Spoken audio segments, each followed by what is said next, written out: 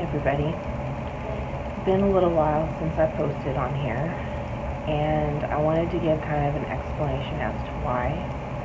It's a rather lengthy explanation because it actually goes back almost 18 years. It's not going to be an easy video to film, but I'm hopeful that it will help somebody if I'm open with my story. So, 18 years ago, when I was 18, I was diagnosed with depression. Now, depression is something that runs in my family. There is a problem with a chemical imbalance on one side of my family. And so I wasn't fully surprised, but I did not know that that would open an entire side of me that I didn't even remember existed because I had suppressed it and tried to ignore it for years. What that led to was starting on medication. At that time, I didn't start any kind of counseling. I thought I'd be fine with just medication. So we went ahead and did that. As I became an adult, it got worse. Just life things. Not being prepared to deal with things as an adult triggered an anxiety disorder, which I knew that I had had problems with anxiety my entire life. I was the kid who went to school absolutely terrified and bawling every single day because I was terrified to leave my parents. I was afraid that something would happen to them, they would die, they would be in an accident, something like that, if I was not there. I truly believed at that age that I had some sort of control over what happened. And so I worked through that. I did start seeing a counselor when I was young. We talked about different methods to help, but no one labeled it as an anxiety disorder until I was about 20. And I had my first panic attack. Or the first panic attack that I would actually call a panic attack. I'm sure a lot of those things when I was younger probably could have been classified the same way, but that was the first one that I knew for sure what it was. I didn't start taking anxiety medication at that time.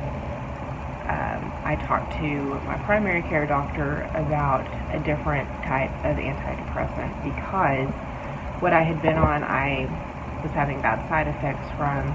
Didn't feel like it was working like it should. So we did start on an antidepressant that was called Effexor, and it's still around, but they are much more conservative with using it now because it is so hard to get off of. It is killer to get off of.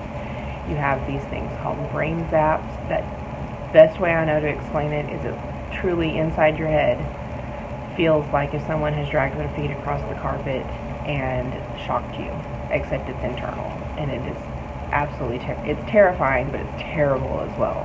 And you have them even once you're off the medication. But anyway, I started on Effexor. I was on that for 6 years, 7 years, something like that, and was at the maximum dose that there could possibly be given. Used it through both pregnancies because at that time they did not know that it caused any sort of problems with a pregnancy. Found out much later very differently, which we'll talk about later.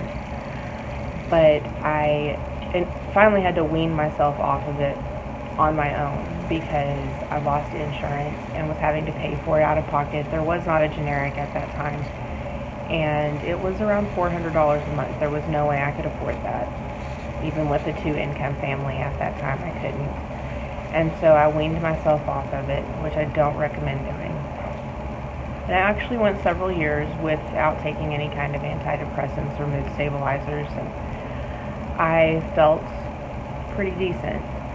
Well, in 2011, we lost our daughter Katie, and everything spiraled. Very quickly, everything spiraled. At that time, I was diagnosed with major depressive disorder and PTSD. And so I did go back on medication at that time. It did help. I noticed a big difference, at least in that I didn't feel as deeply. I still felt those things, but it didn't overwhelm me. It was something that I could kind of ignore or feel like I could handle, but I continued on medication until after my divorce in 2015. And then I wanted to see if I could do it on my own. I wanted to really try doing vitamin supplements and exercise and all of that. And it did help, and I was able to manage it, but really not in a way that was what I would consider successful. Like I could tolerate it, but I wasn't really living life. I still would have episodes where I couldn't get out of bed, or it was very hard to get out of bed, or little things would trigger the PTSD symptoms or anxiety or something like that, which is normal. It is something that just happens. It's things that you don't expect that send you into a spiral, but I wasn't able to manage those things when they happened. So anyway, fast forward to now. About a year and a half ago, I went to my primary care doctor and told them what medication I had been taking previously and that I really felt like I needed to go back on something and I needed help to cope with depression and anxiety. And so they just straight up gave me exactly what I'd had before. If you know anything about depression medications, you are given a starter dose, which is to help you get used to side effects of whatever medication you're on. You're typically on that starter dose for a week to 2 weeks, depending on the medication, sometimes maybe a little longer. But my doctor's office, and this I partly take responsibility for. I shouldn't have gone to a primary care physician. I should have seen a psychiatrist. My primary care doctor's office left me on my starter dose for the full year and a half. The way that I found this out, that this was all being done wrong, is this last week, I went back to a psychiatrist that I trust that took care of me before. And he was looking at all of my medication and he said, "You never increased this one. Why did they not increase this one?" And I told him that I didn't know for sure, that I had mentioned that I thought I needed a stronger dose and was told, "Well, we need to see you back in 6 months. We'll decide at that time." Sorry, I had a notification on my phone. And he just was furious. He said 6 months is not acceptable for anyone who is taking anything for depression or anxiety. Plus, you're diabetic. You should have been seen at 3 months minimum, or maximum. That should have been the maximum amount of time. It should have been 2 to 3 months. I said, "Yes, sir, I agree. This is why I'm seeing you now, why I'm going through and changing all of my doctors." Well, long story short, there was a complete overhaul of my medications done. I'm taking completely different medications now. The second medication I've been given was a booster medication that you're only supposed to give to someone if there has been a good amount of time used on a therapeutic dose, which means not a starter dose, on a dose that actually is working to treat the condition that it's assigned to. And so he said, you basically got a placebo medication and then this booster medication, which is very, very low dose, so you were getting minimal amounts of help, if any. So we completely overhauled everything, and I'm now on an antidepressant that I have taken before. Took it for different reasons because it helps with nerve pain also. So I had taken it for that, but we're now using it for depression. He also gave me an anxiety medication and a sleeping pill because I have had a horrible time with sleep. I can fall asleep, but I can't stay asleep, and so we're starting over. I kind of am just giving you a background about my depression story right now.